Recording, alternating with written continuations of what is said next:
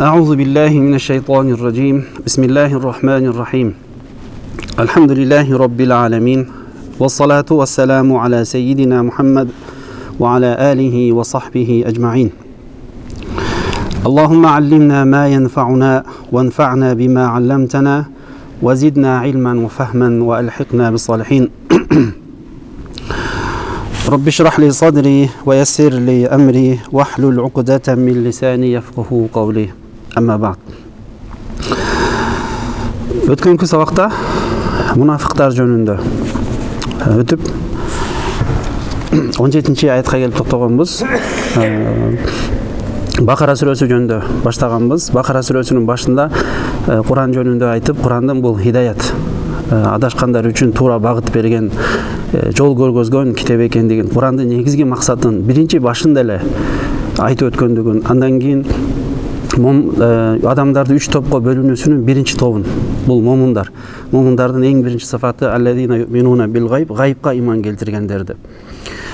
Момундардын сыфаттары айткандан кийин, андан кийинки 6-7 аяттарында момундардын тескериси болгон инналлазина кафару деп саваун алейхим анзартахум ам лам тунзирухум ла юминун. Баягы көшөрө текебирлене кафыр болгондор, аларга эскертесиңби же эскертпейсиңби, алар баары бир иман келтирбейт, Аллага ишенишпейт деп, анткени алардын жүрөктөрүндө мөөр басылган, кулактарына мөөр басылган, ал эми көздөрүнө парда тартылган деп эки аятта ошол имансыздардын сыфаттары жөнүндө айткан. Андан кийинки аяттардан баштап мунафиктар жөнүндө башталды эле. Анткени адамдардын арасында эки жүздүүлөр. Мунафик деген сөздүн түпкү мааниси муну аңчылар жакшы билет, талаалар да билесиздер. Жанагы улуу бир чычкан же окшогон жаныбарларды кармайын десе, алар бир уя жасайт дагы экинчи дагы уясы болот. Кокустан улоо биягынан, коркунуч биягынан келсе, бул жагынан чыгып кетет. Эгерде бул жагынан келсе, бул жагынан чыгып кетет. Дайым ортодо турат. Ошол себептен жанагы кармаганы барган адамдар эмне кылат? Биринчи бир жагын жабат, аны экинчи жагынан от коюп же башка бир нерсе киргизип, аны чыга бара алып кармайт эле. Ошол мунафик деген түпкү мааниси нафака. Нафак деген сөздөн мындай туннель деген сыяктуу алынган түпкү мааниси. Муну айтып өткөн элек.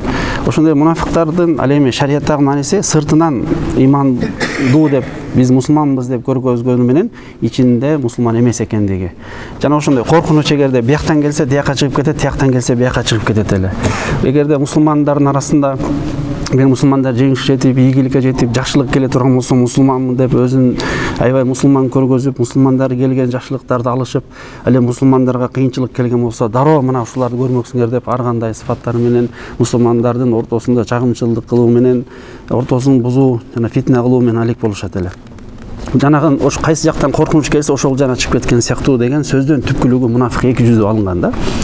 Ал эми кафир деген сөздүн маанисин айтканбыз. Кафир деп эмне айтат? Бир нерсени жердин астында жашырган дыйкандар. Илгерки сөзүндө кафир деген маани айткен, алар данды жердин астына жашыргандыктан. Кайсы бир нерсени жашырса, ошол нерсе кафир деген мааниде. Түпкү бул тилдик маанисинде эмес. Ал эми шариаттагы маанисин Аллахтын барлыгына, бирлигине, ахирет күнгө ишенбегендер. Ошондой эле мунафиктардын сыфаттарынан алар Аллага иман келтирдик дейт, ахирет күнгө имандык келтирдик дешет, бирок алар иман келтиришпейт. Ne üçün? وَمِنَ النَّاسِ مَنْ يَقُولُ آمَنَّا بِاللَّهِ وَبِالْيَوْمِ الْآخِرِ وَمَا هُمْ يُخَادِعُونَ اللَّهَ وَالَّذِينَ آمَنُوا. Алар Аллах Тааланы, мусулмандарды, момундарды алдаганга аракет кылышат. Бирок чындыгында алардын ошол айла амалы өзлөрүнө эле кайтып келет. Жүрөктөрүндө эмне бар эле? Оору бар эле деп айтканбыз. Алар оору бул маанавий оору болсун, жындап хакыйкатан чындыгы оору болсун, экөөнү тең камтыйт. Фи кулубихим марад. Ал марат, мисалы, чыныгы оорусу мусулмандардын өнүгүп аткандыгы, ислам динибиздин жайылып аткандыгы, баардыгы жакшы жолго түшүп, оңолуп аткандыгы кээ бир адамдарга жакпайт. Кээ бир адамдардын мындай бир жүрөгү ооруп, ошол себептен кыйналып, ошол себептен давление болуп, түнү менен уктабай кыйналып чыгат. Ошол оорусун Аллах Таала дагы ошолорго дагы күчөтө берет. Фазадахумуллаху марада деп айтылган. Ошондой эле маанавий дагы оорулары эки маанитен камтыйт дегенбиз. Мунафиктардын сыфаттары жөнүндө Валахум азабун, аларга жана азап бар эле деп. Анан алардын дагы бир сыфаттарынан Wa idha qila lahum la tufsidu fil ard. Жер бетинде бузукулук кылбагыла десе алар эмне деп айтат эле? وإذا قيل لهم لا تفسدوا في الأرض жер бетинде бузукулук кылбаңыз قالوا إنما نحن مصلحون. Биз бузукулук кылбай элебиз, биз тескерисинен агартуучуларбыз, биз элди оңдоочуларбыз, биз жакшылык жакка чакырып аткандарбыз деп өзлөрүнүн туура жолдо жүргөнүбүз деп көргөзгөндүктөрү дегенбиз. Бул жер бетинде бузукулук кылуу кантип бизге таандык кылып атасыңар? Бул бизге таандык эмес. Анткени биз өзлөрүнүн ошол жүргөн жолун туура деп ойлоп алгандар жөнүндө болгон эле. Бул ошол мунафиктардын дагы бир сыфаттарынын бирөөсү эле. Ошондой эле ала ва иза кила лахум амину кама амана нас. Адамдар, сахабалар жана момундар ыйман келтирген сыяктуу ыйман келтиргиле деп айтса, алар эмне деди эле? Қалу анумину кама амана суфаха. Биз суфаха дегенде бир манисинде жахил маниси, билимсиз маниси, түркөй маниси, ошондой эле дагы бир манисинде акылсыз маниси. Биз ошондой илимсиз болгон, эч нерсени билбеген, сабатсыз болгон адамдар сыяктуу ыйман келтиребизби? Бир алсыз болгон, кор болгон, коомчулукта бир орду жок болгон адамдар сыяктуу ыйман келтиребизби деп өзлөрүнүн алардан жогору санашкан эле. Бул дагы ошол мунафиктардын кээ бир сыфаттары. Аллах Таала аларга жооп берип, ала иннахум хумус суфаха валакин ла я'ламун. Чындап акылы жоктор, чыныгы түркөйлөр, чындап эмне деп айтканын өзлөрү билбеген акылсыздар, билимсиздер, түркөйлөр суфаха деген сөзүн дал ошолор деп Аллах Таала аларга жооп кылган эле. Ала иннахум хумус суфаха валакин ла я'ламун. Алар ошол акылсыздыгын билбейт деп. Аңдашпай эле турат. Не деп айтып атканын өзлөрү билбей эле деп. Мүлк сүрөсүндө وقالوا لو كنا نسمع أو نعقل ما كنا في أصحاب السعير деп. Кабырга барганда, кыяматка барганда, эгерде эмне деп айтышат? Лау кунна насмау, эгерде биз укканыбызда, ау наакилу, ошол Аллахтын аяттарын, Аллахтын ушул сөз сүрүндө чүрүгөн пайгамбарыбызга түшкөн Куранды, жол болсо бул ааламдагы көрүлгөн бүт Аллахка далалат кылган, Аллахтын бар экенин билдирген ишараттын бардыгына ой жүгүрткөнүбүздө Аллахты тапмакпыз. Аллах тапканда пайгамбардын чын экенин билмекпиз. Пайгамбар чын эсе анын эткирген Кураны, анын сүннөтү бул чындык экен деп аны ээрчимекпиз деп ошентип ой жүгүрткөнүбүздө ма кунна фи асхаби саир, биз тозок ээлеринен болмок эмеспиз дейт. Мына ошол чындап ой жүгүрткөндөр, чындап акыл калчагандар ынсаптуу, булар сөзсүз түрдө Аллахка табаарын айткан элек. Эгерде Алланы таппай турган болсо эки эле нерсе, биринчиси текеберликтен, ынсапсыз текеберликтен ой жүгүртүү, же болбосо ой жүгүртүүдө кээ бир кемчиликтер бар. Маселе экиге экини кошсо 4 болот. Бирок баягы эсеп маселесинде 17ге дагы бир 25ти көбөйтсө канча болот? Балким кээ бир эсептен жаңылып калып туура эмес натыйжа чыгарат. Эмне себептен ошол натыйжа чыгарууда бир эсепте жаңылып калган сыяктуу биз дагы адамдар ой жүгүртүп атканда Аллахтын бар экендигин, бирлигин, пайгамбардын чын ислам динибиз туура экендигин, эгерде туура ой жүгүрткөн болсо Аллахтын баардыгын сөзсүз түрдө табат. Адамдын акылы ошого барат. Себеби имам Матуриди, биздин жол башчыбыз Матуриди эмне деп айтат? Пайгамбар жиберилбесе дагы адамдарга Аллах Таала жөнүндө Аллахтын бар экендиги адамдар акылы менен табышы керек болчу дейт. Пайгамбар келбесе дагы адамдар Алланы акылы менен табышы керек. Анткени акыл, чыныгы акыл, ынсаптуу акыл, тунук акыл Аллахты таанытат, Аллахтын бар экендигин, жалгыз экендигин билдирет. Ошондой ала иннахум хумус суфаха валакин ла я'ламун. Ошондой эле алар биз момундарды эмнеге момундардын арасында эмнеге өзүңөрдү мусулман кылып жүрөсүңөр десе, биз аларды шылдыңдап жатабыз деп. وإذا لقوا الذين قالوا آمنا وإذا خلوا إلى شياطينهم قالوا إنا معكم إنما نحن مستهزئون. Bizler менен элебиз чындыгында. Биз аларды шылдыңдап жатабыз. Аларды биз мындай алардын үстүнөн күлүп жатабыз. Биз болсо чындап силер менен биз мусулман эмеспиз деп өзлөрү менен өзлөрү калганда ошентип мусулмандарды ислам дининде шылдыңдап сүйлөшкөн. Бул ушул мунафиктардын сыфаттары эле. Анан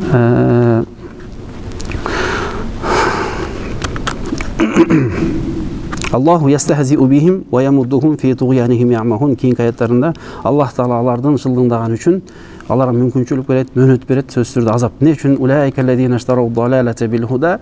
Алар хидаятты эмнеге сатып алышты эле? Адашууга, далаланын ордуна сатып алышты. Аларда хидayat бар эле. Хидаяттан максат алардын Аллах табууга акылы бар эле, мүмкүнчүлүгү бар эле. Бирок ошол колунда турган мүмкүнчүлүктү берди дагы анын ордуна адашууну, бактысыздыкты, түбөлүк тозокко кетүүнү сатып алышкан эле. Ушул менен биринчи Бакара сүрөсүнүн же болбосо экинчи бети Курандын ачкандан кийинки экинчи бет иннеледин ошол бети бүттү дагы бүгүн болсо Курандын Бакара сүрөсүнүн 3-ncü бети жөнүндө башталат. Масалухум деп. Масалухум камасалиллази стауқада нара. Бул жерде бул аяттардан баштап мунафиктардын дагы бир сыфаттарын дагы ачык болуш үчүн алардын абалы жанагы менен жетиштүү эмес, өтө бир коркунучтуу, өтө бир ыйлай турган, тескерисинен аларга боорой турган бир абалда экендигин сүрөттөгөн. Алардын жүргөн туру өтө бир коркунуч жаман нерсе экендигин сүрөттөгөн бул жерде аяттар башталат. Масалухум камасалиллази стауқада нара فلما أضاءت ما حوله ذهب الله بنورهم وتركهم في ظلمات لا يبصرون. Бұл аяттың оқылуы дагы. Бұл жерде мунафиктардын мисалы жөнүндө сөз болот. Алардын мисалы кандай? Караңгы түндө от жаккан бирөөгө окшоштурат алардын мисалын. Караңгы түндө от жаккандарды бирөөгө окшоштурат, салыштырылат.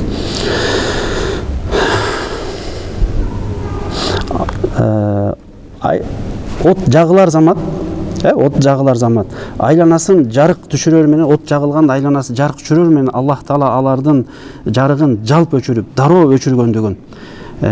Кайрадан жалык караңгылыкта от жакканда, оту дароо өчүп калганда кандай абалда калышат? Караңгылыкта көз сайылса дагы билбей турган бир караңгылыктардын ичинде калары жөнүндө сүрөттөлөт. Масалухум, бул аяттын жалпы мааниси урматтуу.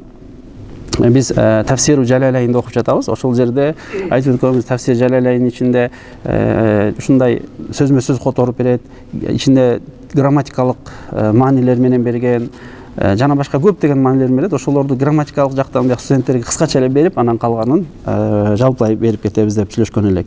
Болбосо ар бир сөздү айтып отурсак, ар бир ичиндеги маанилерин тереңире турмасак, бир аяттан чыкпайбыз. Мисалы, инналарина кафару деген аят жөнүндө тиги Жалалайнда Аби Жахил сыяктуу, Абу Лахаб сыяктууларды айткан эле, ка Аби Жахил ва Аби Лахаб ва нахвихима деп. Дагы бир көз караш бар. Ошол Мадинадагы мунафиктардын, Мадинадагы же болбосо яһудтар жөнүндө түшкөн деген бир канча көз караштар бар, уламалардын ичиндеги ихтилаф талаш маселелер бар. Анын баарына кирбейбиз. Ошол Жалалайнда эмне деген болсо, ошол матындын, сөздүн текстин өзүнө токтолуп кыскача кете беребиз. Эгер антпей турган болсок, анда бир бетти бир күндө бир сабакта бүтүш мүмкүн эмес. Бир аяттын же бир сөздүн тегерегинде эле кечке туруп калуубуз мүмкүн. Ар бир сөздү талдасак, отурсак, бир беттен бүтүрөң арит кылабыз деп сүйлөшкөнбүз. Ошентсе дагы көп жылдарыбыз керек болот экен деп. Аллах Таала баарыбызга өмүр берсин, мүмкүнчүлүк берсин, ийгилик берсин. Баштасаганда масалухум сифатухум фи нифақихим.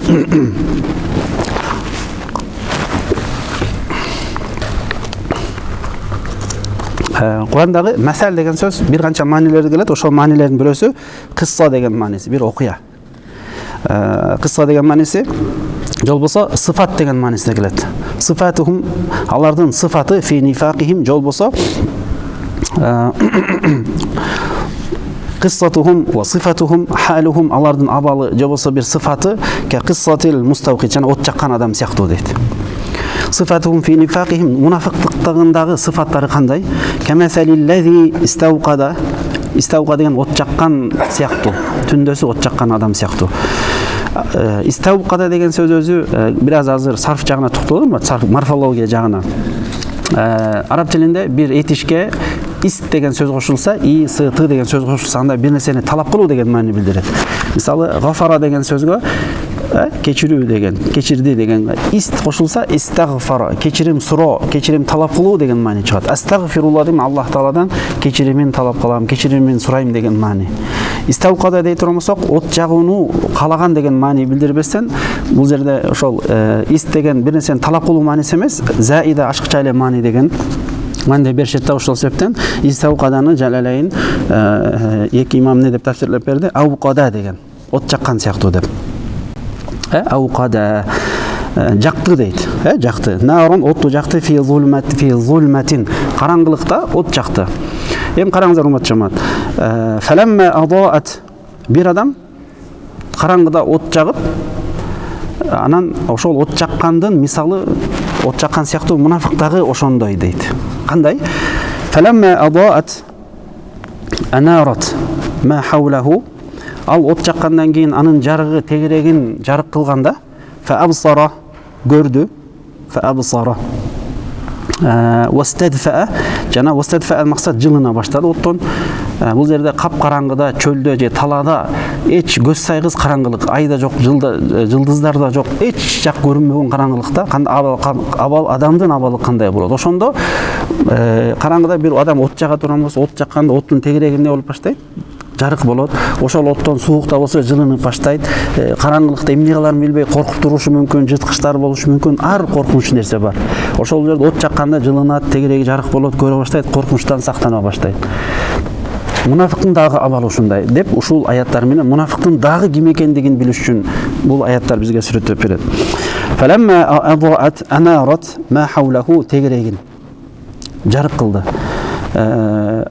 Адаа деген дау деген нерсе бар, анан нур деген нерсе бар. Дау деген сөз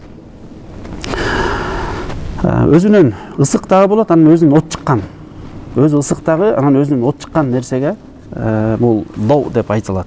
Мисалы Куранда Юнус сүрөсүндө хуллази жа'ала шамса дияа вал камара нура деп келет. Аллах Таала күндү дияан кылды деп. Дия деген сөз күндүн өзүнөн эмне бар? От ысыгы дагы бар, анан жарыгы дагы чыгат. Вал камара нура, ал эми айды болсо нурлуу кылды деп. Айдан жарык өзүнөн ысык чыгабы? Ысык чыкпайт, нур кылды. Бул аят албетте чындап космологиядагы илимий нерсе. Күндүн өзүнөн от чыгып, анан жарык айдын болсо от чыкпастан ал нур экендигине ишарат кылам. Даудан максат өзүнөн ысык чыгат, анан жарык чыккан нерсеге айтат. Нур болсо ал жөн эле нурду билдирет, жарыкты билдирет, өзүнөн от чыкпастан. Фаламма адаат бул жерде ошол анарат жарык болгондо ма хавлаху фаабсара көрө баштады тегерегин. Вастадфа жылына баштады. Ва амина ма яхафуху ал коркуп турган нерселерден эмне болуп калды? Амин.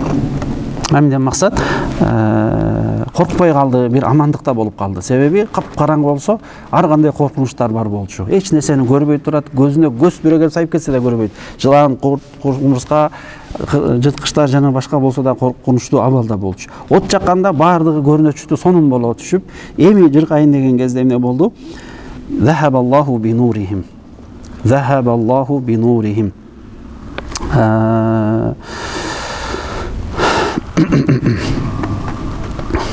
Аллах Таала алардын жарыгын жалп өчүрдү да, дароо өчүрдү. Захабаллаху бинурихим. Атфааху дароо өчүрдү. Эми жарык болуп, эми жанагындай абалга келерми Аллах Таала? Захабаллаху бинурихим деген мааниси дароо өчүп калды. Ушул жерде дагы бир лугавый тилдик мааниси келет, грамматикалык бир мааниси. Важуми'ад дамиру мураатан лил ма'на. Өзү араб тилинде бир эреже бар да.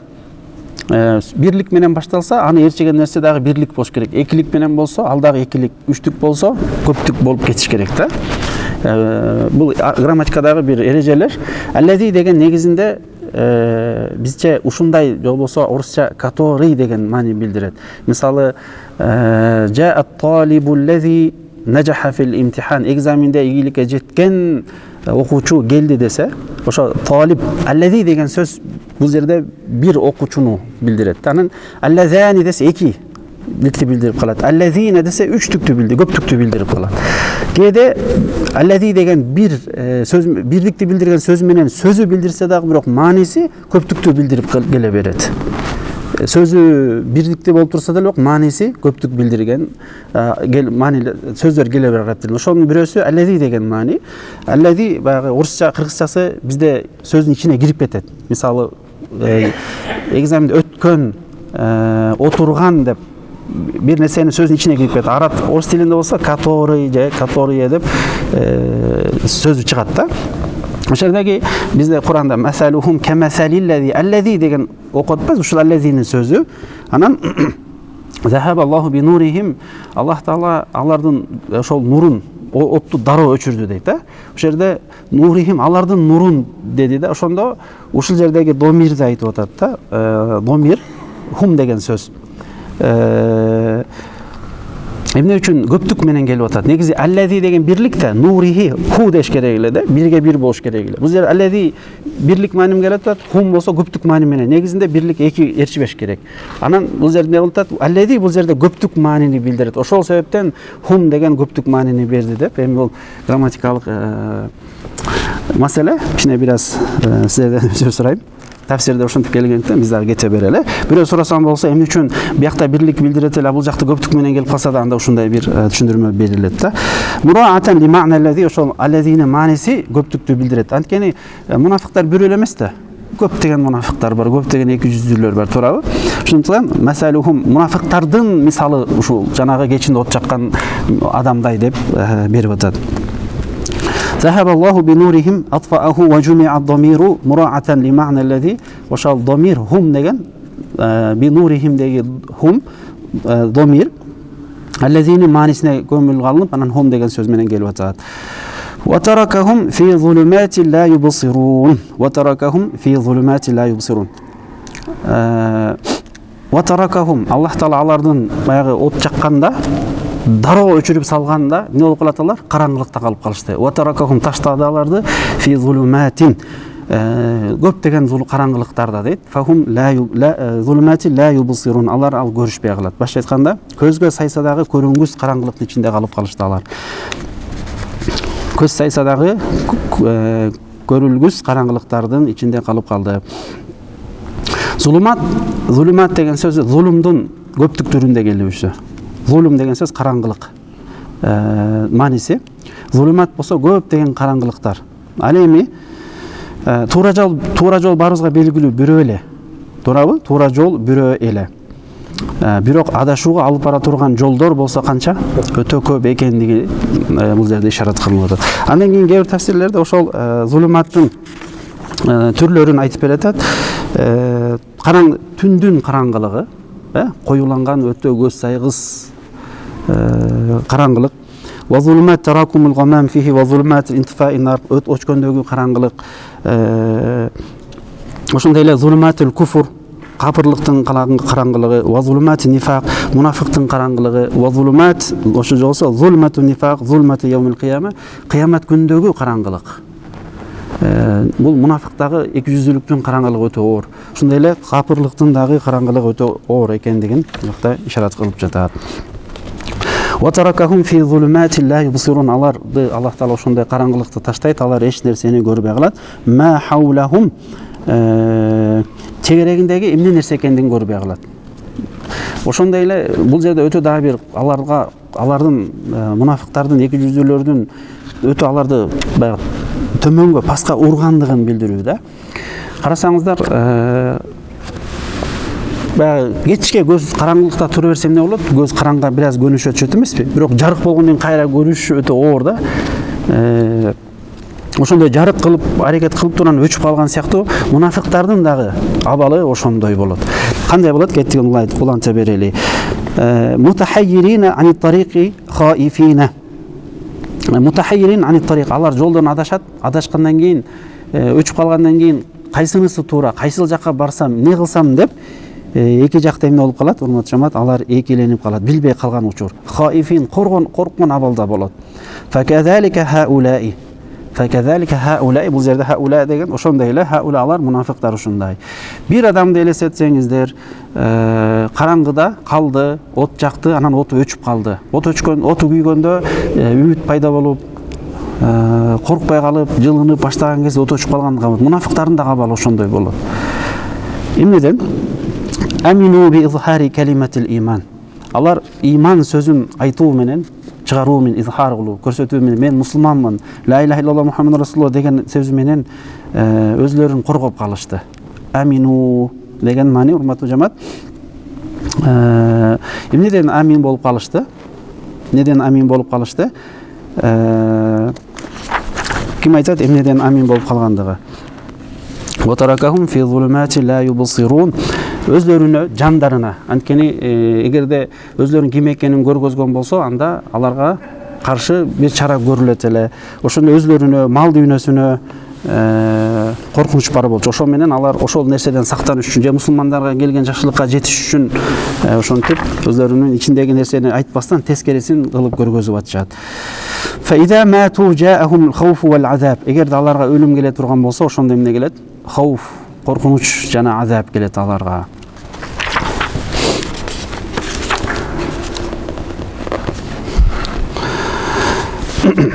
Кийинки аят, 18-аят. Hum summun, же болсо биринчи тафсирге кирүүдөн аяттын жалпы маанисин окуп коелу. Summun bukmun umyun fahum la yarji'un. Summun bukmun umyun fahum la yarji'un. Алар summun деген сөз дүлөй, summun bukmun болсо дудук, umyun сокур. Алар караңгыда карайлаган дүлөй, дудук, сокур сыяктуу. Ошондуктан алар эмне болот? Артка фахум ла яржун, артка кайтышпайт, артка кетишпейт деген маани. Хум эми хумдан максат бул жерде тафсирлеп берет бизге. Суммун деп туруп эле дароо эле алар деп эстен Куранда суммун букмун уммун фахум ла яржун да. Сумдан кимдер? Аларды максат кылып атат, хум. Анил хакки, алар акыйкаттан эмне урмат жамат? Акыйкатты summun anil haqqi. Summun anil haqqi. Акыйкаттан алар не урматтуу жамаат? Summun, дүлөй. Акыйкатты угушпайт. Фала ясмаунаху самаа кабулин. Алар укса дагы урмат жамаат, мындай бир кабыл кылайын деп угушпайт. Ва букмун, ва деген сөз жок, бул жерде дудук. Хурсун анил хайри. Жакшылыктан кургалган. Букмундан максат дудук. Сум деген сөз дүлөй, букмун деген дудук. Анил хайри фала якулунаху, алар акыйкатты айтышпайт деген сөз. Фала якулунаху, алар акыйкатты айтышпайт. Умюн, алар көр. Ан тарикил худа, туура жолдон адашкан көзү көр сыяктуу. Фала яраунаху, көрсө дагы бир пайдалайын деп көрүшпөйт, пайдалайын деп угушпайт, бир акыйкатты айтпаган. Эмне үчүн аларды суммун дүлөй, букмун дудук, ошондой эле умюн көр деп сыпаттап атат. Алар акыйкатты көрүп туруп, акыйкатты угуп туруп, акыйкатты көрүп тургандан кийин айтпагандыгы, пайда албагандыгы, чындап укпаган, чындап дүлөй болгон, чындап сүйлөй албаган, чындап көрбөгөн адам абалына салыштырып атат. Түшүнүктүү болобу? Көрбөгөн адам, укпаган адам эмне кылат? Укпайт. Аларда орысча айтканда как будто алар укпагандай бир абалда. Кулак укса деле чындап акыйкатты укпайт. Көрсө деле акыйкатты көрбөйт, сүйлөсө дагы акыйкатты сүйлөбөйт, жалган гана сүйлөшөт деп аларды сыпаттап жатат. Фахум ла яржиуна ани далалати. Алар далалаттан, адашуудан алар кайтышпайт. Өзү ахрас деген сөз, абкам деген сөз, аллази лаху нутқун ва ла яқилул жаваба. Кээ бирөөлөр мындай тафсирлеп беришет, абкам букмун деген мааниси сүйлөй алат, сүйлөгөнгө мүмкүнчүлүгү бар, бирок ой жүгүртө албайт, акыл кайылча албайт деген маанисинде.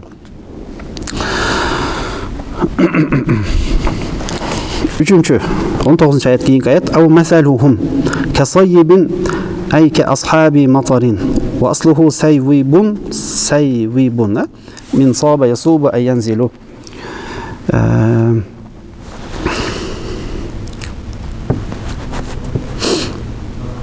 Ау масалухум, же алардын мисалы дейт. Биринчиден караңыздар урматтуу жамаат, эмнеге окшоштурду? Караңгыда от жаккан адамга мунафыктын да ошондой. Эгерде ислам дин келген, ислам динин акыйкатын көрдү, билди дагы, анан ислам дин бул жерде тафсирде өлгөндө алар коркуп, өлгөндө коркунуч келет, өлгөндө азап келет деген сыяктуу, алар бул жерде нурдан максат негизинде эмне деп айтышат? Ислам динибиз, Куран, пайгамбарыбыздын акыйкаты, пайгамбар Куран, ошондой эле ислам динибиз дээрлик жалпы эле келгенде көрүп туруп, бирок ал акыл жүгүртпөстөн, ойлонбостон калгандыктан алар жанагындай бир абалда калып атат. Экинчи алардын абалы ау масалухум касайибин айка асхаби матар, жанагы өтө нөшөрлөгөн жаанда калган сыяктуу дейт. Аслуху ошол сайып деген сөздүн, сайып деген сөз нөшөрлөгөн жамгырга айтылат.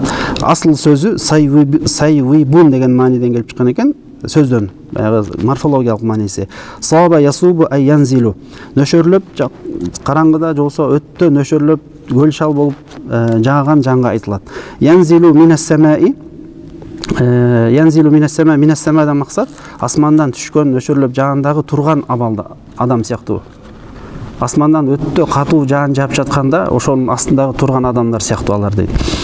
Минас самадан максат асмандан түшкөн, асмандан максат эмнеден түшөт? Булуттардан. Ошол себептен сахаб деген маани бер. Сахаб бул жерде булуттар. Фихи ай ас-сахаб, сахабта. Зулуматун мутакасифатун. Коюу караңгылыкта турган. Аяттын жалпы маанисин окуп болду биринчи. أو كصيب من السماء فيه ظلمات ورعد وبرق يجعلون أصابعهم في آذانهم من الصواعق حذر الموت والله محيط بالكافرين. Алардын мисалы караңгыда күн күркүрөп, кап караңгыда турушат, күн күркүрөп жатат, чагылган чартылдап көктөн болсо өттөн куйган нөшөр жаганда калган учурда чагылгандан корккондуктан өлүп калбайын деп колдорун кулактарына тыгып алган адамдарга салыштырып жатат. Абал ошол сыяктуу алардын деп.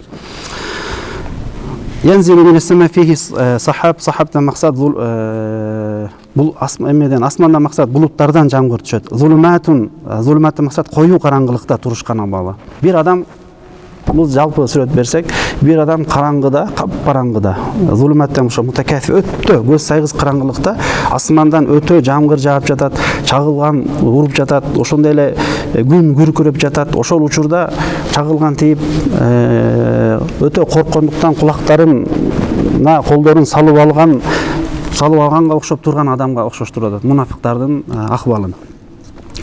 Варадун хуа бул жерде рааттан максат негизи күн күркүрөө болчу. Күндүн күркүрөөсүн. Хуал малакул муаккалу бихи. Ошол күндүн күркүрөөсүнө жооптуу болгон периште деп берип атат. Вакила башка бир риwayatта саутуху менин үнү деп. Ва баркун бул чагылган ламаану саутихи аллази yazjuru bihi. Ламаану саутихи аллази yazjuru bihi.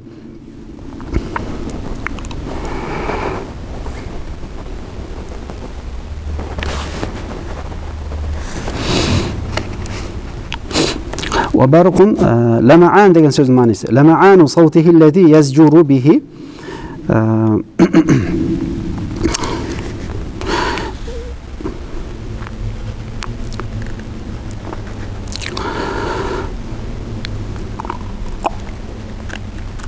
لمعان صوته الذي يزجر به. Бул жерде саутухудан рааттан максат күн күркүрөө, анын үнү деп тафсирлеп берди бир риwayatта. Экинчиси о барктан максат чагылган болсо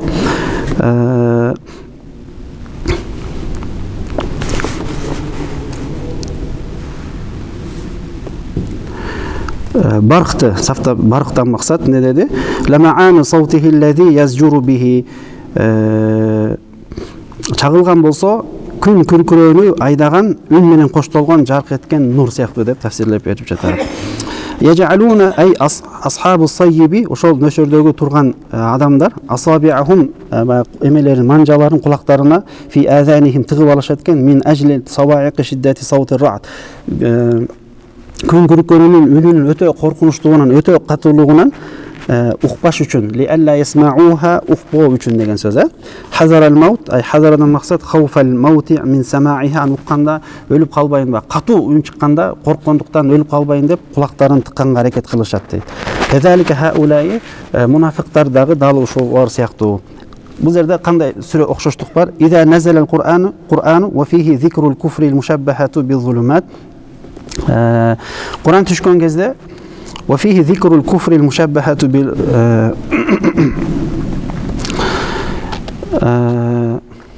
إذا نزل القرآن түшкөн кезде эгер түшө турган болсо وفيه ذكر الكفر المشبهة بالظلمات. Бул жерде куфурдун зикир кылып айтылуусу мушаббахату bizulumat караңгылыкка окшоштурулуп жатат. Куфурдун айтылуусу. Wal wa'idu alayhi al mushabbahatu bil ra'd. Vel va'idu aleyhil muşebbehu bir ra'di.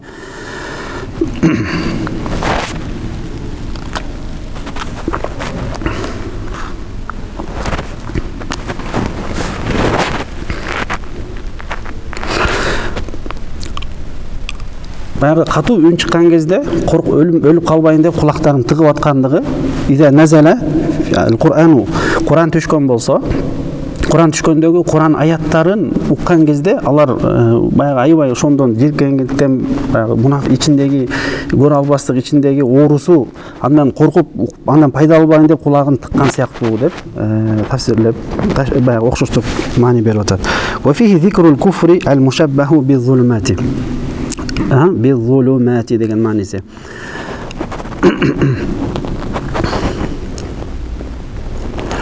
Бул аятта, вафихи деген бул аятта зикрул куфри, куфур деген сөздүн зикр кылуусу, айтылуусу, мушаббахи окшотулду, эмнеге? Биз-зулумати, караңгылыкка окшоштурду. Вал ваиду алейхи ал-мушаббаху bir-ra'di. Ваид деген сөз өзү Куранда тозок менен, коркутуу менен вада кылынган аяттар ошо ваид болуп эсептелет. Мунафиктардын абалы ушундай болот, кафирлардын абалы ушундай болот. Аларга эскертүүлөрдүн бардыгы негизи ваид болот. Ушул Курандын ичиндеги ваид келген аяттар мунафиктарга жанагындай раат сыяктуу дейт. Раат сыяктуу. Чагыл күн күркөрөгөн сыяктуу. Куран ичиндеги алар үчүн катуу айтылган аяттар уккан кезде алар чагылгандын үнүн уккандай бир абалда болушат дейт да. Чагылгандын үнүн уккандай бир абалда болот. Вал хужажул байинатул мушаббахату бил барq. Куран ичинде адамдын акылына дагы, жан дүйнөсүнө дагы канааттандырган ачык айкын далилдер бар. Аны четке кагуу текеберликтен же акыл жоктуктан эле болбосо, сөзсүз түрдө ачык айкын күндөй болгон далилдер бул эмнеге окшоштурулуп жатат? Бил барq. Барктан максат ошол неге чагылган. Чагылган эмне болот? Жарк эткенде көрүнүп чөт го. Көрүнгөндө эч ким четке кага албайт. Курандын ичиндеги аяттар да ошондой чагылган сыяктуу деп салыштырылып жатат. Ясуддуна азанахум, алар кулактарына тыгып алышат, ли алла ясмауху, укпашы үчүн, фаямилу илал имани ва тарки динихим. Алар эгерде уга турган болсо, иманга ыкталып калып, аны өзлөрүнүн динин таштамак. Ошол себептен иман өзлөрүнүн динин таштабаш үчүн иманга кирип кетпейин, түз жолго кирип кетпейин деп колдон келишинче кулактарына салганга аракет кылышат дейт. Бул жерде ташбих эмне болду, урматтуу жамаат?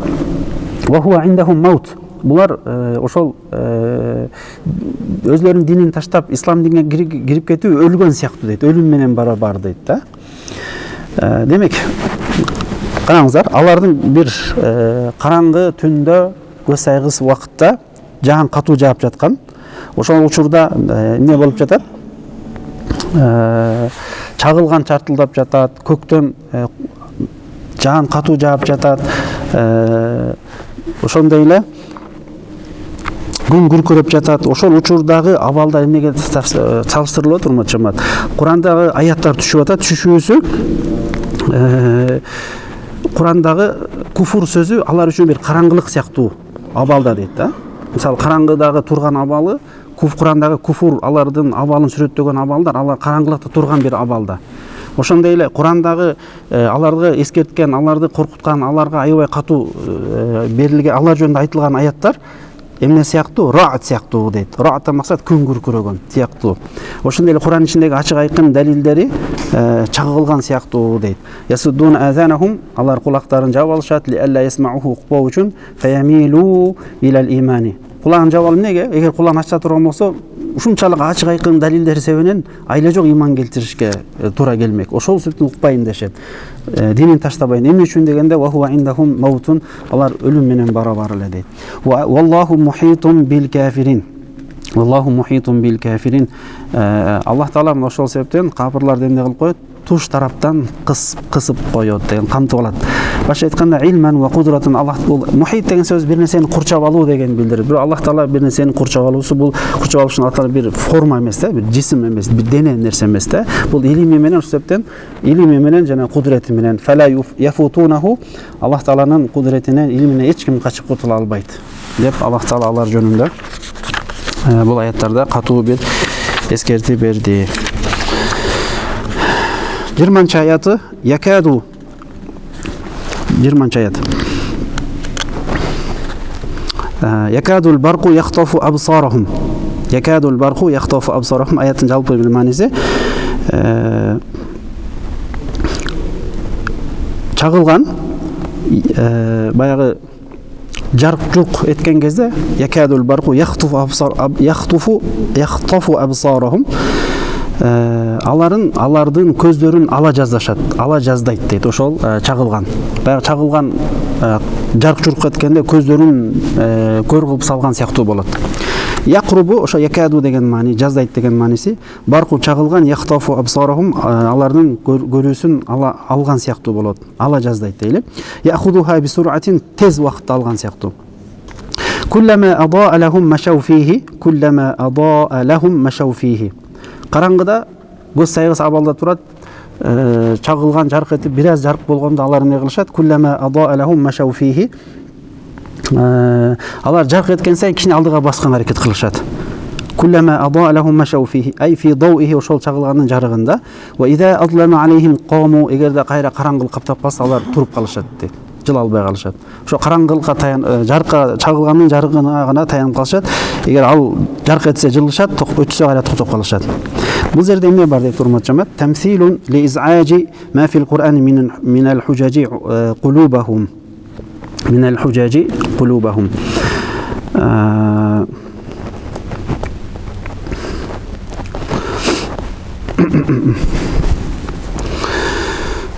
Бул жерде бағы бир окшоштуруу бар урматчамат. Караңгыда турат дейли, чагылган жарык эткенде алга жылып, өчүп калганда кайра токтоп калгандыгы бир мисал, ошолордун бир мисалында. Кандай? Тамсил мисалы деген сөз. Ли из'ажи ма фил Qur'ани min al-hujaji qulubahum.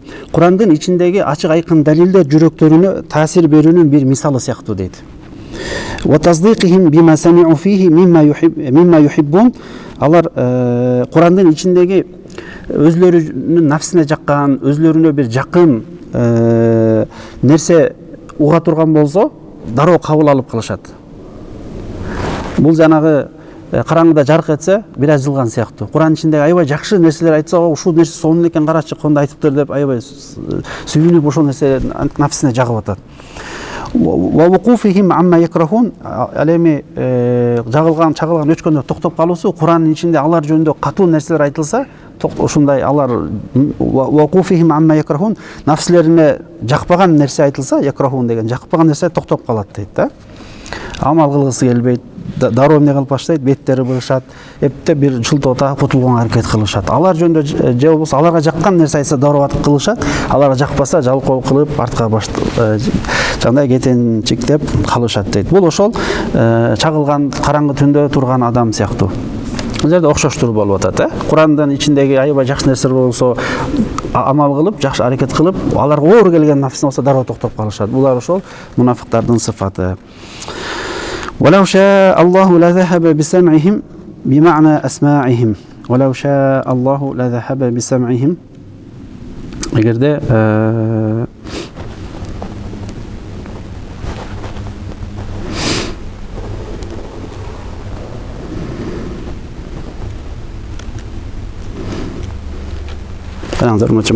ولو شاء الله, эгерде Аллах Таала каалаганда, لذهب بسمعهم. Сам'дан максат бул жерде көптүктөрүн бирлик менен берип атат. Асмаихим угууларын деген сөз. Эгер Аллах Таала каалаган болсо, алардын угуу көрүү жөндөмдөрүн биротоло эмне кылып коймок, жок кылып коймок, алып коймок деген сөз.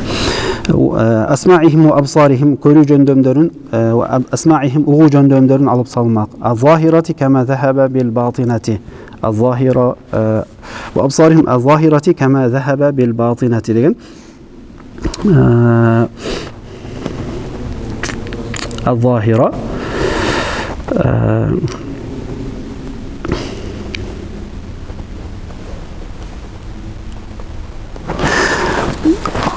كما ذهب بالباطنة. Алардын ички көдөнүн көрүүсүн алып салгандай эле сырткы дагы көрүүсүн дагы эмне кылып салмак, алып салмак деген маани. Инналлаха аля кулли шейин кадир. Инналлаха аля кулли шейин кадир.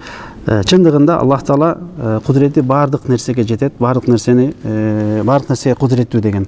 Инналлаху аля кулли шейин кадир, ай шааху, каалаган нерсесине Аллахтан кудурети жетет. Кадирун ва минху изхабу ма зукира, ва минху Аллах Тааланын кудуреттүүлүгүнөн ошондой угуу көрүү жөндөмдөрүн алып коюусу деп. Ошол аятты бүтүрдүк. Кийинки аят. 21-аятка келди. Урматтуу жамаат, жогорку аяттарда мунафиктардын сыфаттары жөнүндө салыштыруулар болду. Кандай салыштыруулар? Аягына келе турган болсок. Караңгы түндө от жаккан сыяктуу өчүп калган бул андан кийинки караңгы түндө нөшөрдү жагып аткан абалдагы, андан кийин жарык болсо дароо жылып жарык өчүп калса токтоп калган бүт ошол абалдар мунафиктардын абалдары сыяктуу болуп салыштырылды.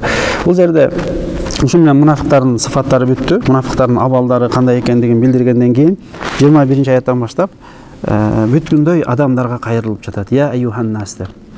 Эй адамдар. Мейли мусулман болсун, мейли 6-7 аятта айтылгандай кафирлар болсун, же болбосо мунафиктар болсун, бардыгына кайрылып жатат Аллах Таала. Биринчи ошол сыфаттарын айтты. Бул аятта урматтуу жамаат, коомчулукта негизинде ошондой имандуулар бар, имансыздар бар, анан эки жүздүүлөр бар деп айтканбыз. Анан ошонун бардыгына кайрылуу. Бул жерде бирок я ахла Макка деп кайрылуу болду, Мекке ээлери деп. Жалпы биринчи аят пайгамбарыбызга түшүп атат, пайгамбардын ушунда пайгамбардын коомуна түшүп атат. Аларга түшкөнү менен андан кийин дагы элдин бардыгына, бүтүндөй адамзаттын бардыгына кайрылуу болуп эсептеле берет. Я айюханнас. Я дегендин сөзүнүн мааниси айтып өткөнбүз. Баягы адамдарды ойготуу, көңүлүн бурдуруу, мисалы телефон чукуп же башка нерсе менен алек болуп аткандарга эй деп мен карагыла деген бир ичинде чакырыктар бар да, ойготуп. Адамдын баардыгы ушул жерде мунафиктардын абалы жөнүндө кетип башка жакка кетип атканда кайра көңүлдөрүн бурдуруп не кылып атат? Я юханнас, эй адамдар, көңүлүн бурдуруп чакырып бүт адамзатына кайрылып атат. Бул жерде ахла Макка деп тафсирледи бирок, анткени хитоб биринчи ахли Маккага түшүп атат. У'буду, сыйынгыла, ибадат кылгыла деген маани. Вахиду, жолбосо Аллах Тааланы жалгыздагыла дейт. Аллахтын бар экендиги, бир экендигин 100% шек күмөн кылбастан иман келтиргиле. Аллах жалгыздагыла. Вахиду роббакум аллази халакакум, силерди жараткан Роббиңерди жалгыздагыла, ага ибадат кылгыла. Аншаакум халакакумду аншаакум, жоктон бар кылды. Валам такуну шай'a, силер чындап жок элеңер, эч нерсе эмес элеңер. Эч нерсе меселегилер жок элек, ошо жоктон барылган Аллах Роббиңерге, жаратуучуңарга гана сыйынгыла, Аллах Тааланы жалгыздагыла. Ва халакаллази мин qablikum, силерден алдыңкыларга дагы, силерди да силердин алдыңкылар жараткан Роббиңерге сыйынгыла. Лааллакум таттакуна, балким кутуларсыңар деген сөз. Таттакун би ибадатихи иqabahu, Аллах Таалага ибадат кылуу менен анын азабынан кутуларсыңар. Сөзмөсүз которсок, ошо таква болорсуңар. Таквадан максат кайсыл? Викая деген сөз, түпкү мааниси сактануу. Неден сактанасыңар? Аллахтын карынан, Аллахтын азабынан сакталарсыңар. Аллах Таалага ибадат кылуу менен дейт. Ва лаалла фил асли тараджи ва фи каламихи таала литтахқиқ. Эми бул жерде дагы бир тилдик маанисине келди. Өзү лаалла деген сөз араб тилинде бир үмүттү билдирет. Бирок Аллах Таала бул жерде лааллакум таттакун, балким силер сактанарсыңар, Аллах Таала үмүт кылбай эле бул жерде. Курандагы лаалла деген сөз келсе, бул тахқиқ деген маани билдирет. Башка айтканда, ошол ал нерсенин болуусу сөзсүз экендигин билдирет. Биз Аллахтын карынан, Аллахтын азабынан эмне менен сактанабыз? Ибадат менен, Аллахтын өзүнө гана ибадат кылуу менен, Аллахтын өзүнө гана сыйынуу менен биз Аллахтын азабынан, карынан сактанабыз. Ошол себептен бул жерде лаалла фил асл, негизинде лаалла үмүт маанисинде колдонуп, бирок Куранда кандай мааниде келет экен, ал нерсенин болуусу анык экендигин билдирет. Ва фи каламихи таала тахқиқ дегендин жалпы мааниси ошондой. Эми Аллах Тааланын бизге болгон чоң неаматы, фазилети жөнүндө кийинки аятта. Аллази жа'ала лакумул арда фираша. Аллази жа'ала лакумул арда фираша.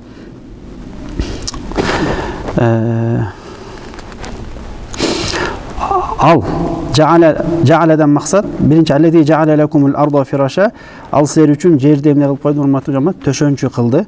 Вас самаа бинаан, Ал эми көктү болсо чатыр кылып берди. Бина деген максат бул жерге сакфадан чатыр маанисинде. Аллази жа'ала халаqa маанисинде, жаратуу маанисинде. Лакумул арда сер үчүн жерди эмне кылып койду? Жаратты деген маани. Фирошан хал деп берди.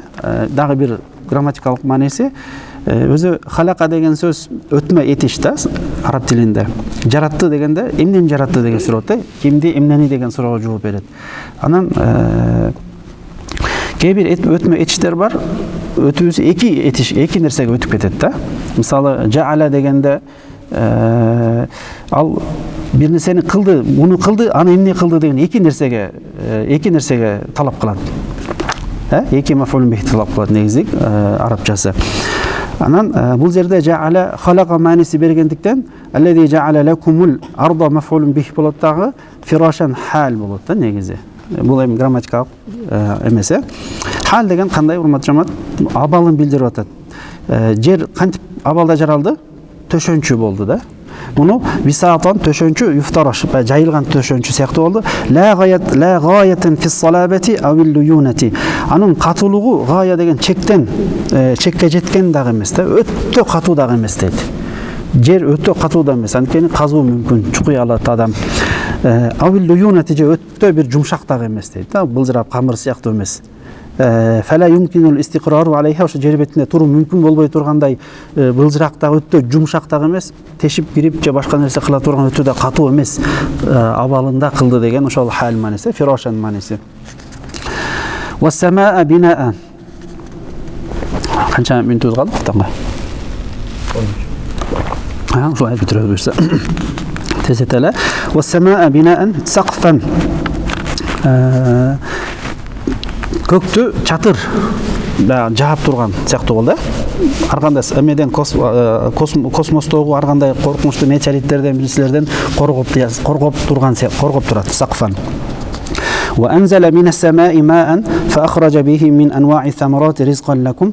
Ошондой эле وأنزل من السماء асмандан силерге суу жамгыр түшүрдү. فأخرج به ал суудан من أنواع الثمرات. Куранда түздөн-түз من الثمرات деп келет. Мөмө жемиштерди чыгарды. رزقا لكم силерге рызкы болуу үчүн.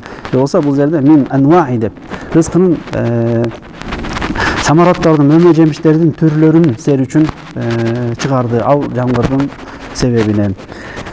Ризкан лакум силер үчүн рызкы бул. Рызкы кылып деген маанисинде. Та'кулунаху аны жейсиңер ва та'лифуна бихи давабакум, ошондой эле мал жандарыңарга эмне бересиңер, андан бересиңер деген маани. Та'кулунаху ва та'лифуна давабакум. Мал жаныбарларга бересиңер. Фала тажалу лиллахи андада. Бул жерде караңыздар, Аллах Тааланын бизге берген фазилети. Биринчиден Аллах Таала бизди жаратты, бизге чейинкилердин жаратты. Ошондой эле бизге жер үчүн жүргөнгө, жашаганга, жерди казып өсүмдүктөрдү чыгарганга мүмкүнчүлүк берди. Асмандан суу түшүрдү. Жаныбарларды бизге баш ийдирип койду. Жанагы жерден дагы коркунучтардан, асмандан келген метеорит аркы нерселерден да сактап койду. Бул Аллах Тааланын фазилети. Ошондой Аллах Тааланын берген фазилетин билип туруп, билгенден кийин фала тажалу лиллахи андада. Эмне кылбагыла? Фала тажалу лиллахи андада. Аллах Тааладан башкага бирөөгө шерик кошпогула деген маани. Ай шурака фил ибада, ибадатта шерик Аллах Таала шерик кошпогула. Ва антум та'ламуна, силер билесиңер, аннахул халик, ал жаратуучу экендигин билесиңер. Анын жаратуучу экенин акылыңар менен ой жүгүртүп, анын биле аласыңар. Ва ла яхлуқун, силер сыйынып жаткан нерселер бул жараткан эмес. Жаратуучу эмес алар. Халик эмес башка айтканда. Ва ла якуну илахан илля ман яхлуq. Дагы бир эреже айтып өттү бул жерде. Кандай эреже? Илах болуш үчүн, сыйынууга татыктуу зат болуш үчүн ал эмне болуш керек? Илах болуш үчүн ал жаратуулук сыфаты бар болуш керек анда деген. Ва ла якуну илахан илля ман яхлуq. Ким жарата алган болсо, мына ошол гана илах боло алат. Жарата албайбы, ал илах эмес деген. Бир эреже кичинекей.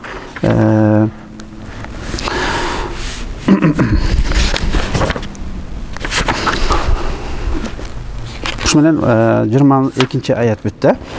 23 ayet. Ve in kuntum fi raybin. Eğer de bolsoңор fi raybinden maksat şek kümöndө. Ay şek. Mimma nazzalna ala abdina. Pendebizge çürügön nersege şeklenseňer. Kur'anга başta aytkanda. Peygamberimizge çürügön Kur'anга şeklenseňer. Mimma nazzalna ala abdina. Abdan maksat Muhammed. Muhammed de berdi Peygamber sallallahu aleyhi ve sellem. Minel Kur'an. Çürügön nersemde? Kur'an.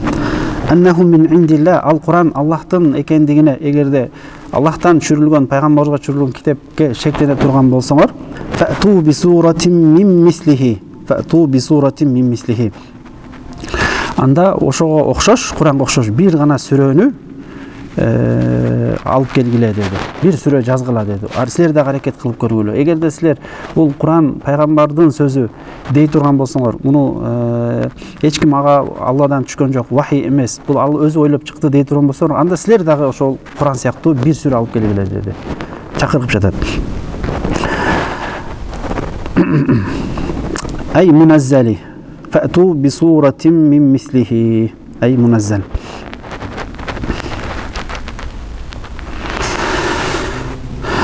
Başta aytkanda ошол Peygamberimizge çürülgön siyaktуу bir. Min bu yerde lil bayan, bayandоо üçin deyt. Bul dagı bir grammatikalik ereje. Ay hiye misluhu, al seri alıp kelgen sürö misluhu Kur'an siyaktуу bolsun deyt. Emne de fil balaga, balagasında ve husnin nazmi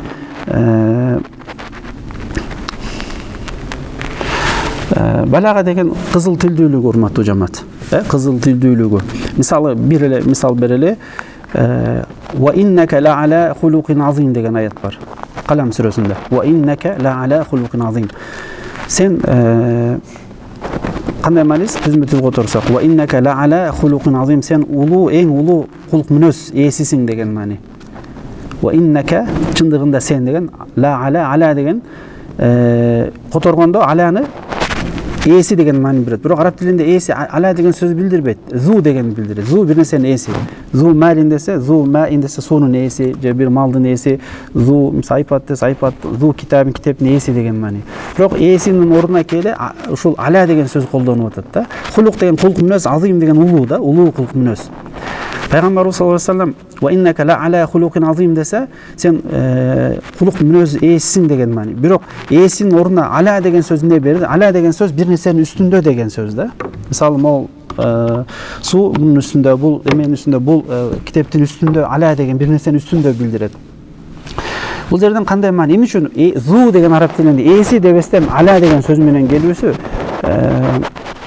Peygamber sallallahu aleyhi ve sellem bütünдөй adamın zatı kuluk münözü şunçalık biyik daraja jetse sen oşolordun dagı üstündösüň degen manini bildiriş üçün.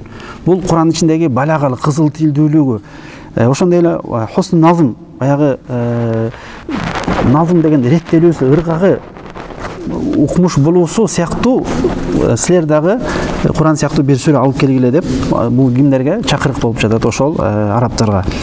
Vel ihbari anil gaybi. Bu atıf bolat vel balaga. Kur'anda gayb jönündө dagı gayıpta aytkan, kelечекте ayta turgan dagı okıyalar, ayatlar gelip atat. Sizler dagı ошол gayıpты bildire turgan balagasında dagı, janagı nazmında dagı ötө çeberçilikке жеткен сыяктуу bir sürü alıp kelgile dedi. Çındap alıp kele algan jok. Ve suradan manisi qit'atun laha awwalu ve akhiru ve aqalluha 3 ayatin. Süre degen manisini berip atat. Süre degen bir qit'a degen söz bir bölümde, bir bölügü. Laha awwal ve ahiru. Anın başı var, ayağı var. Süre dep aytabız, Bakara suresi, İmran suresi. Süre degen manisinde termindik manisini berdi. Başı var, ayağı var, Kur'an'ın bir bölügü dep. Ve aqalluha 3 ayat, en azı 3 ayattan turat. Eğer de ve in kuntum fi şek raybin, eğer de sizler Peygamber'e çürügön Kur'an'a işenbey etseňer, fa'tu bi suratin min mislihi. Sizler de oşol Kur'an siyaktуу bir sürü alıp kelgile dedi. Ve du'u şuhadaakum. Oşonda ele alihatakum allati ta'budunaha. Sizler sıyınıp жатқан kudayçalaryňарды dagı çakırgıla dedi birgelikte. Kudayçalaryňa çakırgıla. Min dunillahi, Allah Ta'aladan başkaga sıyınıp жатқан kudayçalaryňарды dagı çakırgıla. Ay gayrahu litu'inakum. Niçin çakırgıla dep atat? Ошол bir sürö siyaktуу жазууңар үчүн дейт. Силер дагы кааласаңар өзүңөр сыйынып жаткан жанагы бут айкелдерге да чакыргыла, Кур'ан дагы bir sürö 3 аяттан турган bir sürö алып келсин dedi. алып келе алган жок чындыгында. إن كنتم صادقين سر айтып жаткан нерсеге чын болсоңор في أن محمدا قاله من عند نفسه Peygamber sallallahu aleyhi ve sellem чындап өзүнүн ою менен өзүнүн акылы менен айтып аткан болсо анда силер дагы Куран сыяктуу алып келгиле деди. فافعلوا ذلك силер дагы алып келгиле деди. فإنكم عربيون фусахау мислуху силер дагы пайгамбар сыяктуу эле арабсыңар, ошол сыяктуу эле фасихсиңер, баягы кызыл тилдүүлүктө эң жогорку жеткен. Бул аятта кыскача бир аз токтоло кетсек, Куран түшкөн кезде арабтар өзлөрүн баягы эң кызыл тилдүүлүк жагынан өтө бийик деңгээлге жеткенбиз деп сыймыктанышат эле, ошентип жүрүшөт эле, ар түрлүү ырлар жазышып, акындык аябай өнүккөн эле, эң кыйын акынынын ырын эң кыйын болсо ошонусун илип коет эле харамга. Ушундай сыймыктанган кезде Куран ошолордун дагы үстүнө болгон. Эң кыйын акындар да Куранды карап, бул акындык эмес, ыр эмес, бул деп таң калышкандыгы Куранда дагы ошондой эле биздин китептерибизде да айтылат. Ушул жерден кыскача аятты бүтүрүп коелу дагы.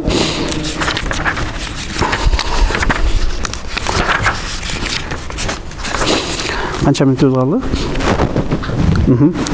Караңыздар, валемма ажазу ан залика, алар чындап чакырык таштады аларга. Ошончолук пайгамбарыбыздан дагы өзлөрүн өйдө сезип жүргөн, акын болуп жүргөндөр дагы биригип дагы алып келе албаганда, валемма ажазу ан залика деген. Кала таала фа иллам тафалу ма зукира ли ажзикум. Фа иллам тафалу сер кыла албайсыңар. Ма зукира ли ажзикум. Эмне үчүн сер айтылган нерселерди алсыз болгонуңар үчүн сер Куранды алып келе албайсыңар. Валан тафалу залика, ошондой эле келечекте дагы Курандагы бир сүрө катары жаза албайсыңар, мүмкүн эмес. Ли зухури иджази, анын муъжизасы, үстөнлүк кылуусу бардыгынан өйдө болгондугу үчүн. Иътираз бул сүйлөм, негиз бул жерде жумла мутариза бар, буга кирип эле калып. Фаттaqu, демек Аллахтан коркула. Бил имани, бил Аллах таала иман келтирүү менен. Ва аннаху лейса мин каламил башар. Ошондой Аллах тааладан коркула. Бул Куран Аллахтын сөзү гана, пайгамбардын же адамзаттын сөзү эмес экендигин Аллахка иман келтирүү менен, Аллахка иман келтирип, Куран Алланын сөзү экендигин иман келтирүү менен Аллахтан коркула. Коркула максат, такуудан максат эмне экен? Сактангыла деген маани. Фаттакун нара, тозоктон сактангыла, аллати укудуха нас, анын оту эмне болот? Тозоктун отуну. Тозоктун отуну адамдар менен таштардан турат деген. Ан-нар аллати вукудуха, жагыла турган оту адамдар болот. Настан максат куффарлар, капырлар. Вал хижарату, таштар, ки аснамихим минха, ошол минал хижара. Алардын айкелдери, буттары сыяктуу. Яни аннаха муфритатул харарати туттакаду бима зукира, таттакиду бима зукира.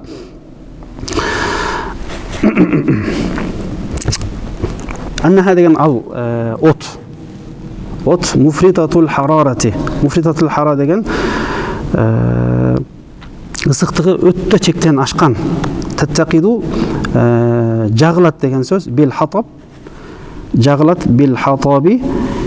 Бима зукирадан максат ушу айтылган нерселер, инсан менен таштар. Ла каннари дуния туттакаду бил хатаби ва нахвиха. Бул дүйнөнүн оту эмнелер менен жазылат? Бил хатаб, отундар менен же ошо нерсеген сыяктуу тозок оту, бул дүйнөдөгү отун сыяктуу нерсе менен эмес, балким андан дагы башка нерсе менен жагылат. Уиддат, бул ванахви деген ушул сыяктуу. Уиддат хуйят, даярдады лил кафирин, капырлар үчүн юазабуна биха, ошол от менен азапталышат. Бул жумла мустанафа ау халун лазиматун, бул дагы грамматикалык мааниси, буга кирип эле коелу.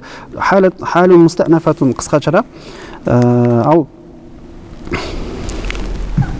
капырларга даярдалган деген мааниде. Ошо капырларга даярдалган, аларга лазим болгон, алар мейли алардан сактанышсын, сактанымышын алар үчүн сөзсүз жыгат, ал келе турган, алар үчүн күйө турган, азаптала турган оттон силер сактангыла деген аят менен бүтүрдүк. Кийинки аятта иншалла 25-тен баштайбыз. Акыркы аят кыскача гана болуп калды, убактка байланыштуу балким миң сабакта дагы токтолобуз. Валхамдулиллахи роббил аламин, ва саллаллаху аля саййидина Мухаммад ва аля алихи ва сахбихи ажмаин. وآخر دعوانا الحمد لله رب العالمين برحمتك يا أرحم الراحمين. الله razı olsun.